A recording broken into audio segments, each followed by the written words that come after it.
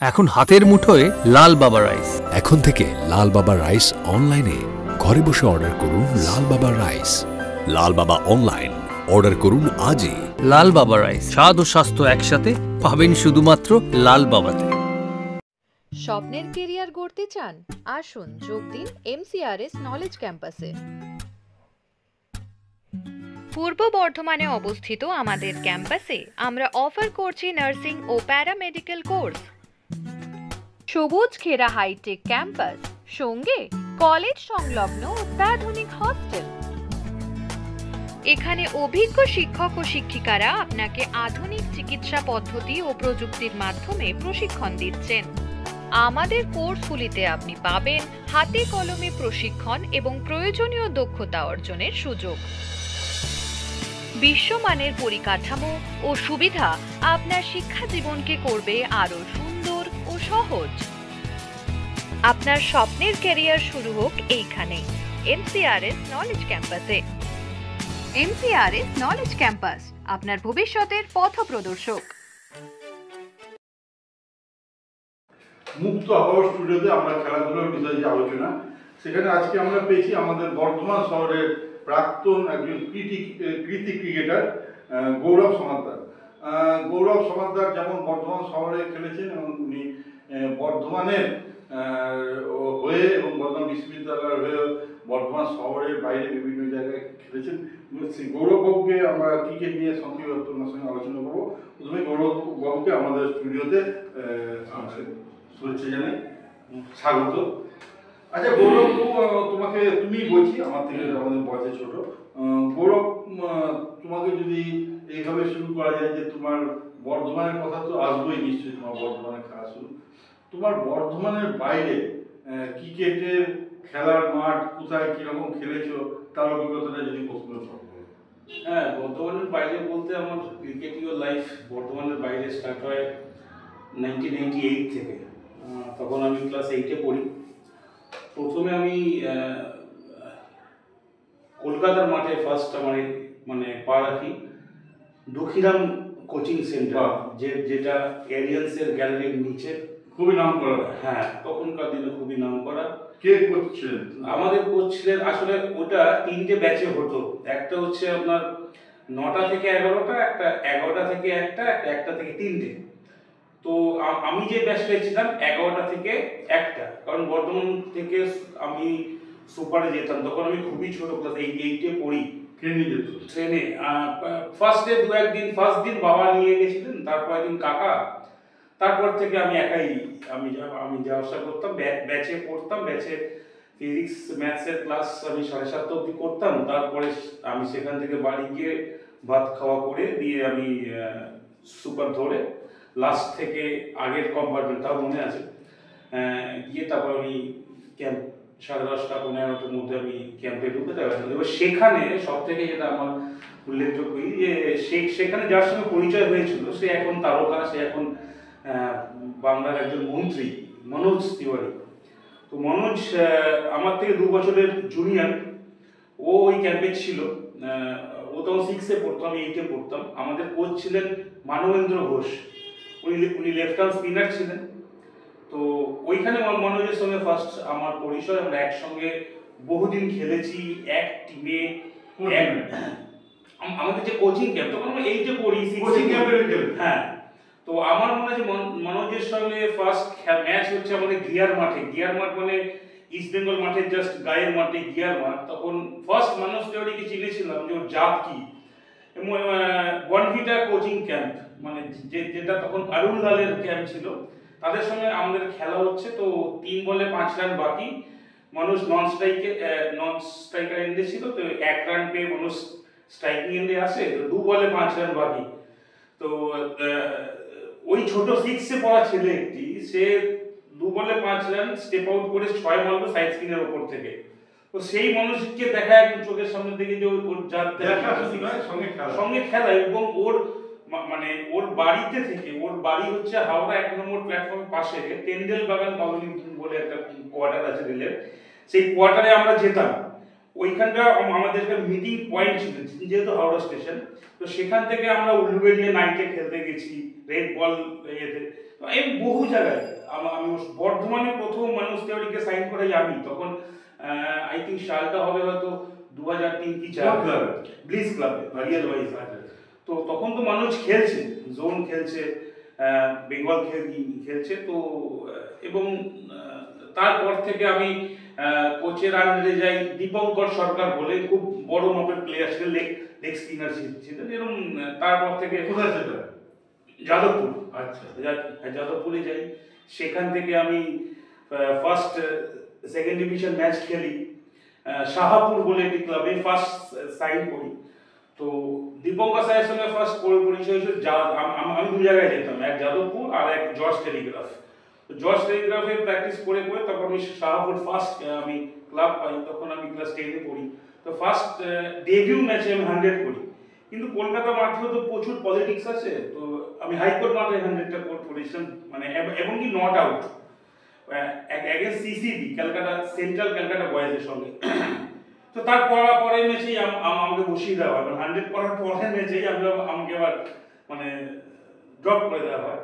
তো এইভাবে অনেক কিছু খেলা, অনেক স্মৃতি। কলকাতা মানে ফেসিলিটি কি ছিল, মানে সুযোগ সুবিধা বলতে আর্থিক বা ওখানে থাকার খাওয়ার ব্যবস্থা মানে এই ধরনের কি ছিল? সুযোগ সুবিধা বলতে দেখুন, তখনকার দিনে এক তো টাকা পয়সা মানে সব থেকে সমস্যা হচ্ছে কমিউনিকেশন, ল্যান্ড ফোনের কমিউনিকেশন।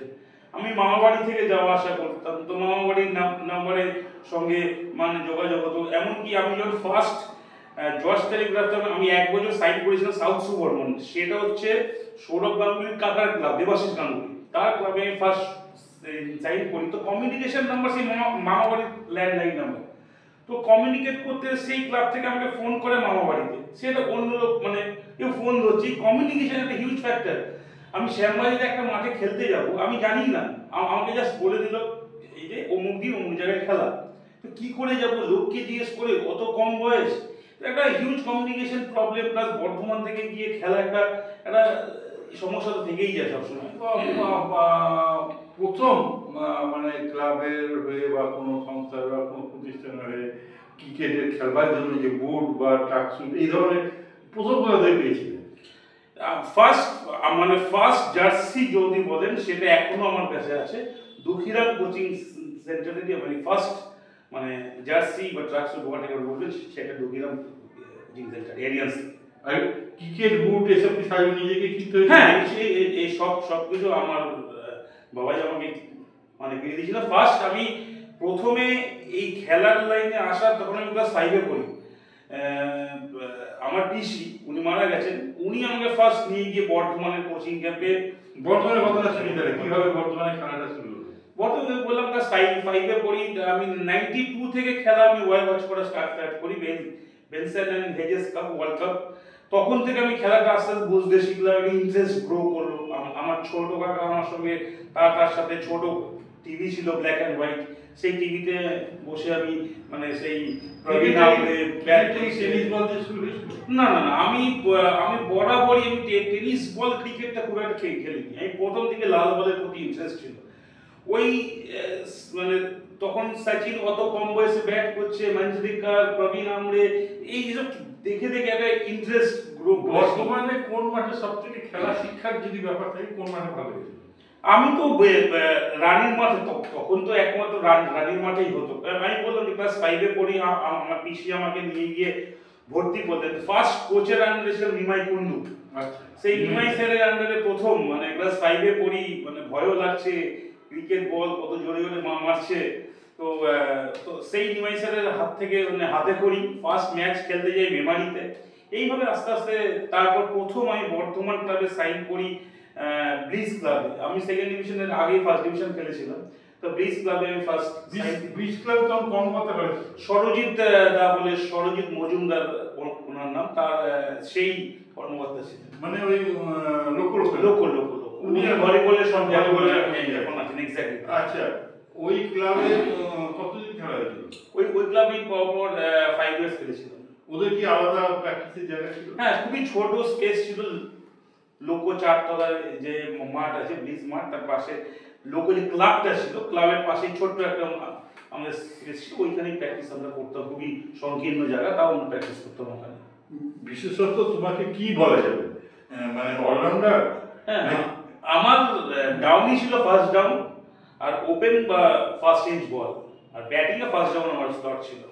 অলরাউন্ডার তো সচিন অলরাউন্ডার, সৌরভ অলরাউন্ডার, কিন্তু প্রাধান্য একটা থাকে, ব্যাটিং অলরাউন্ডার না bowling allrounder? Obviously batting, obviously batting. Batting allrounder. Batting. তা তোমার এই ব্যাটিং করতে করতে তো আমাদের ভারতবর্ষে কত সেরা সেরা ব্যাটার আছে, ব্যাটসম্যান আছে, কার খেলা সবচেয়ে বেশি ভালো? আমার আইডল রাহুল দ্রাবিড় সব সময়ের জন্য। মানে যখন রাহুল দ্রাবিড় টিমে আসে, যখন ফার্স্টে লর্ডসের মাঠে 95 করার পর যখন ইন্ডিয়াতে আসে, সে বহু ফেল করেছিল। যেমন শ্রীলঙ্কার মারভান আটাপাটু বলে একটা প্লেয়ার ছিল, সে তার ক্যারিয়ারের ফার্স্টে দিয়ে প্রচুর ফেল করেছিল। আমি জানি না রাহুল দ্রাবিড় কেমন, মানে প্রথম থেকেই মানে বহু বন্ধুদের সঙ্গে তর্ক বিতর্ক হতো, Rahul is not a one day player, ও শট খেলতে পারে না। বা সব থেকে রাহুল দ্রাবিড়ের মধ্যে একটা ভালো ছিল সেটা লিমিটেশনটাকে, যে সে তার মধ্যে সেই বড় শট খেলার প্রবণতা ছিল, সেইখান থেকে সে নিজেকে এই পর্যায়ে নিয়ে গেছে যে সে 2020-তেও সাকসেস পেয়েছে। এই যে মানে ওয়ান ডে ক্রিকেট, মানে টেস্ট থেকে ওয়ান ডে থেকে 2020, মানে আমি হিজ টেকনিক, মানে শোয়েব আখতারকে 157তে বল করছে, সেই বলটা মানে ডিফেন্স করছে, বলটা পড়ছে তার নাকের সামনে, ইটস মানে আনবিলিভেবল। বর্তমান সময়ে কার ব্যাটিং করে? বর্তমানে মানে যারা খেলে বর্তমানে অনেক ভালো ভালো প্লেয়ার ছিলেন, যদি 3-4 জনের নাম বলতে হয়। সব থেকে মানে একদম মানে যাকে মানে মনে করতেই হয় যে খুব এথিক্স মেনে চলেন, সেই গনাদা। আমাদের গনাদা আমার খুব প্রিয় একজন ব্যাটিং না বোলিং? ক্রিকেটার। তার বোলিং অবভিয়াসলি, তার লেফট আর্ম স্পিন। ব্যাটিং এর কথা বলছি, বর্তমান সময়ে ব্যাটিং এ অসিত দাস ছিলেন, তারপর আমার এই পাশের পাড়ার সজল দাস ছিলেন, আমাদের অমর দা এই ছিলেন, তারপর নীলটু দা খুব ভালো ব্যাট, আমার খুব ভালো লাগতো, অনেকটা ভিভিএস লক্ষ্মণ টাইপ ব্যাট করতো, সমিত দা ভালো ব্যাট করতো, এরকম অনেকের নাম নাম। বর্তমানে মানে যখন ব্যাটিং করতে তখন কার বলটাকে একটু বেশি সুবিধা করতে হতো? আমার নীলটুদার বলটা, এই নীলটুদা আই থিঙ্ক মিলনী ক্লাবে উনি বল করতে ছোট ছোট ইনসুইং হতো, আর আমার এই ইনসুইংটা একটু আমার প্রবলেম প্রথম থেকেই ছিল। জয়ন্তদা খুব ভালো বল করতেন, উনি মানে শিবেই সঙ্গে ছিলেন, তার আউটসুইং বলটা খুব ভালো ছিল। সুবায়ুদা খুব ফাস্ট বল করতো। তো আমার একটা দোষ ছিল, আমি কোনোদিন হেলমেট পরে ব্যাট করিনি। আমি কোনোদিন আমার যেটুকু ক্যারিয়ারে কোনোদিন আমি হেলমেট পরে বল দেখতে পেতাম না, খাঁচাটার সামনে বল মানে একদমই ভিউ করতেই পারতাম না। যতদিন ক্রিকেট খেলেছি, university, Calcutta first division, second division, Bardhaman, কোনোদিন হেলমেট পরিনি। একমাত্র একদিন আমি হেলমেট পরেছিলাম, সেটা বর্ধমানে, কিন্তু তাও ওই জাস্ট ওই কানের গার্ডটা ছিল, কিন্তু কোনো খাঁচা ছিল না। সেটা অশোক ডিন্ডার বলে, তখন একই উইকেট ছিল, আর অশোক ডিন্ডার ফার্স্ট না সেকেন্ড ইয়ার খেলছে, হিউজ প্রাণী মাঠে আমাদের, তো হিউজ পেস ম্যাটি উইকেট। তখন আমি বাধ্য হয়ে শুধু হেলমেট পরেছিলাম, তার সামনের খাঁচা ছিল। তো এইটাই ফার্স্ট টাইম লাস্ট টাইম আমি হেলমেট পরে ব্যাট করি। এখন আমি ব্যাট করতে পারবো, কিন্তু আমি ওই হেলমেট পরে ব্যাট করতে পারবো না। অশোক দিনদার বল কেমন লেগেছিল? মানে র পেস, মানে ইনসুইং ছিল ওর, মানে হিউজ পেস বলে। আর ও কিন্তু আজকে ইন্ডিয়া খেললো, বেঙ্গল হোয়াট এভার জায়গায় গেছে, তখন একটা ওর উত্থানটা আমি চোখের সামনে দেখেছি। ESPN স্পিচ স্টার বলে একটা মানে কম্পিটিশন হয়েছিল কলকাতার বুকে। তো দুজন ছেলে বেঙ্গল থেকে সিলেক্ট হয়েছিল, দুটো ছেলেই বর্তমানে খেলেছে। এক হচ্ছে উখরার নাম হচ্ছে একলাক আহমদ, লেফটি জোরে বোলার, আর ডিন্ডা। এই দুজনের মধ্যে একজন বম্বেতে সিলেকশন হলো, ডিন্ডা 135 না 137 বল করেছিল, একলাক একটু কম করেছিল। তো ডিন্ডা তখন যায় অস্ট্রেলিয়া, সেখান থেকেই ও আসে। তারপর তো ওর একটা হিউজ চেঞ্জ হলো, তখন দেন ইজ দ্য স্টার। ইউনিভার্সিটি হয়ে যে ক্রিকেট খেলে তার অভিজ্ঞতা যদি আমাদের শেয়ার করো। হ্যাঁ, ইউনিভার্সিটি হয়ে আমরা খেলতে গেছিলাম কল্যাণীতে। কত সালে? মানে ওইটা 2005। আচ্ছা। তো খুব ভালো টিম ছিল আমাদের, ভালো টিম ছিল। তো আমরা ফার্স্ট ম্যাচ খেলেছিলাম, খুব মনে করছে আমরা কল্যাণী বিশ্ববিদ্যালয়ের মাঠে যাদবপুর ইউনিভার্সিটির সঙ্গে। আর তখন যাদবপুর ইউনিভার্সিটিতে খেলে সৌরভ গাঙ্গুলিকে নেটে বল করেছিল লেফটি সুজয় পারুই বলে একটা বোলার, তখন বেঙ্গলের ফাস্টেস্ট বোলার, সে ওই ম্যাচটাকে খেলেছিল। তখন একটা আমাদের সমস্যা কি হতো, বর্ধমানে ম্যাটি উইকেট আর বাইরে গিয়ে টার্ফ উইকেট, এই ম্যাট আর টার্ফের একটা অ্যাডজাস্টমেন্ট সবসময় করতে হয়। এটা কিন্তু একটা তখনকার দিনের সমস্যা হতো। তো আমরা যাদবপুরকে 17 রানে হারিয়েছিলাম। তো ফাইনালে আমরা কলকাতা ইউনিভার্সিটির কাছে হেরে গেছিলাম, কিন্তু খুব ভালো এক্সপিরিয়েন্স, অনেকের সঙ্গে খেলা। আমাদের সময় খুব খুবই ভালো উল্লেখযোগ্য প্লেয়ার ছিল এবং খুবই ট্যালেন্টেড প্লেয়ার ছিল গুরুপ্রসন্ন চট্টরাজ। ও খুব ভালো ব্যাট বল বোধ করতো, ও আমার টিমে ছিল। তো ফাইনালে আমরা শিবাজিতে খেলেছি। হ্যাঁ, শিবাজিতে খেলেছিল। ও বড় জায়গা। বিশ্ববিদ্যালয়ের কোচ কে ছিল? আমাদের বিশ্ববিদ্যালয়ের কোচ ছিল শান্তনু স্যার। উনি কলকাতার বেহালা থেকে আসতেন। হ্যাঁ, আমি যে সুইপ শট, আমার সব থেকে মনে আছে মোহনবাগান মাঠে আমাদের হতো, মেনলি প্র্যাকটিস হতো আমাদের ইউনিভার্সিটির। সুইপ শটটা সুইপ শটের যে টেকনিকটা, সেটা আমি তার কাছ থেকেই রপ্ত করেছিলাম, যে কখন at the point of contact ব্যাটের ফেসটা কোন ক্লোজ হতে হবে, এইগুলো পা কতটা বাড়াতে হবে, ফ্রন্ট ফুটে অনেক ছোট জিনিস শুনি আমাদের। আমরা আলোচনা শেষের দিকে চলে এসেছি। শেষের দিকে যে প্রশ্নটা আপনাকে করতে চাই সেটা হচ্ছে তোমাদের সময় তোমরা যে তুমি তো খুব বেশি পুরনো দিনের নয়, তোমাদের সময় যে সালটা তুমি খেলেছো কত সাল হবে সেই সাল? আমি লাস্ট খেলেছি 2006। তারপরে আমার মাঠে অ্যাক্সিডেন্ট হয়, আমি যার কারণে খেলাটা আমি ছাড়তে বাধ্য হয়েছি। রানির মাঠে আমার অ্যাক্সিডেন্ট হয়, একটা ক্যাচ নিতে গিয়ে ফেস টু ফেস কলিশন হয়।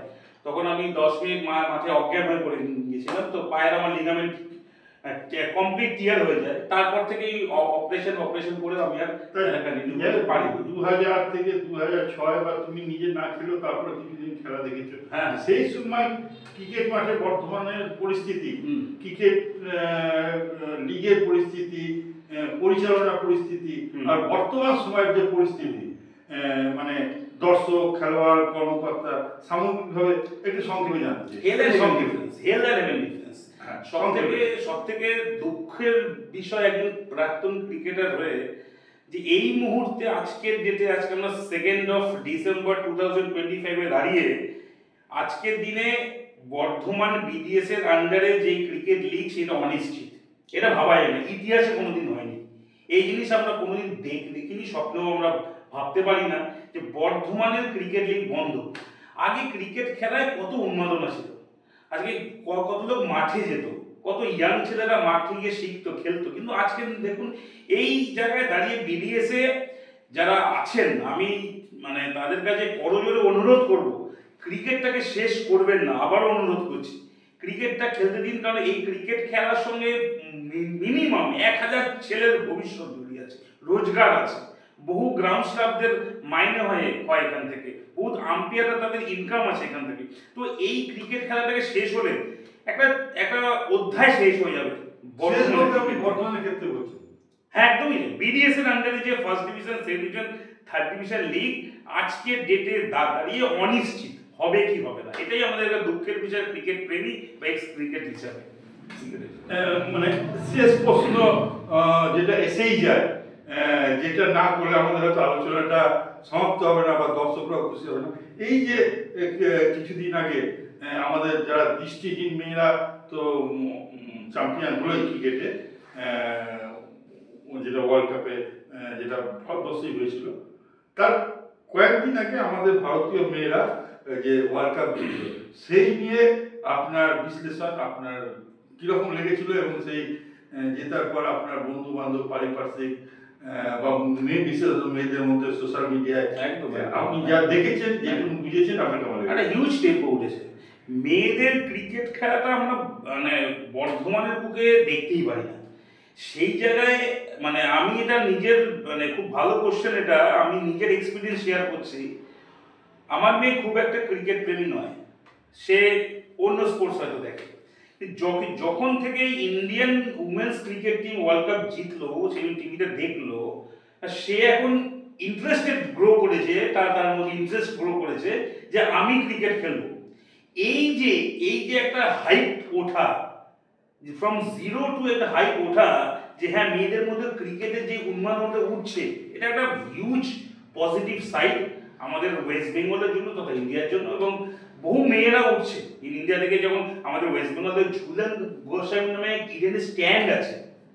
তো আমি চাই যাতে বর্ধমানেও মেয়েদের ক্রিকেট নিয়ে একটু ভাবনা চিন্তা আগামী দিনে করা গেলে খুব ভালো হয়। শিলিগুড়ির মেয়ে আছে একদমই সেইটা আমাদের বর্ধমান ট্যালেন্টের একজন ভালো বোলার আছে, এই মুহূর্তে নামটা মনে করছি না আমি, ওই চুচুড়া চন্দননগরের ওইদিকে খুব ভালো বোলার, এর আগেবারও খেলেছিল, এবার হয়তো খেলতে পারিনি।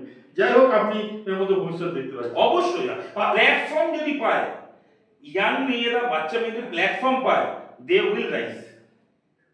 আপনি এই যে মেয়েদের ক্রিকেট খেলার উত্থান, এর প্রতি ইয়ং জেনারেশনের এত আগ্রহ, এই জন্য কি সোশ্যাল মিডিয়ার একটা ভূমিকার কথা? সোশ্যাল মিডিয়া এই মুহূর্তের এফেক্ট মানুষের মধ্যে প্রচুর। সোশ্যাল মিডিয়ার চোখ দিয়ে আমরা গোটা বিশ্বকে দেখি, সমস্ত ক্যাটাগরিকে দেখি। সোশ্যাল মিডিয়া ছাড়া আমরা এই মুহূর্তে অন্ধ। তো আমাদের ট্রেন্ডের সঙ্গে এগিয়ে চলতে হবে, যা আমরা দেখছি। দেখুন, একটা ক্রিকেট ম্যাচ আপনি টিভিতে দেখছেন 50-100 করে, কিন্তু বিহাইন্ড দ্য সিন কি হচ্ছে এইগুলো সবসময় টিভিতে আমরা পাবো, মানে সেইগুলো behind the scene story, untold স্টোরিগুলো সোশ্যাল মিডিয়া আমরা পাই। এবং তার মধ্যে অনেক ভালো ভালো, হ্যাঁ একদম বুদ্ধিমত্তার মতো। অবশ্যই যেভাবে সিএবি রিচা ঘোষকে অভ্যর্থনা দিয়েছেন, ফ্যান্টাস্টিক। হ্যাঁ, আরো ইয়াং যারা মেয়ে আছে যারা প্রতিষ্ঠিত হয়ে গেল, সাইন করলো, সোনার মেডেল পেল, তারা তো সম্বোধনা পাবে। কিন্তু যাদের মধ্যে সম্ভাবনা আছে, প্রতিশ্রুতিমান, তাদের দিকে কি সেটা তাকানো হচ্ছে? এক্স্যাক্ট না। এই জায়গাটা একটা হেল এন্ড হেভেন ডিফারেন্স। তুমি শাইন করলে তখনই তোমার কাছে সবাই যাচ্ছে, কিন্তু এই শাইনটা করার জন্য যে ইনফ্রাস্ট্রাকচারটা প্রয়োজন, যে প্ল্যাটফর্মটা প্রয়োজন, সেটা কিন্তু দিতে ব্যর্থ হচ্ছে আমরা বিভিন্ন ক্রীড়া সংস্থাগুলো। আমরা চাই যেটা সেটা দেওয়া হোক। যাই হোক, শেষ পর্যন্ত আপনি আশাবাদী যে আমাদের ছেলেদের ক্রিকেটের মতো মেয়েদের? অবভিয়াসলি, একদম 200%। আমরা প্রাক্তন ক্রিকেটার গৌরব সমাদারের সঙ্গে ক্রিকেট নিয়ে আলোচনা করলাম। আমাদের দর্শকদের হয়তো ভালো লাগবে। আগামী দিনে আমরা নিশ্চয়ই আবার আমাদের এই স্টুডিওতে গৌরব সমাদারকে, গৌরব বাবুকে পাবো এবং তার সঙ্গে আবার আলোচনা আমরা পাবো। নমস্কার।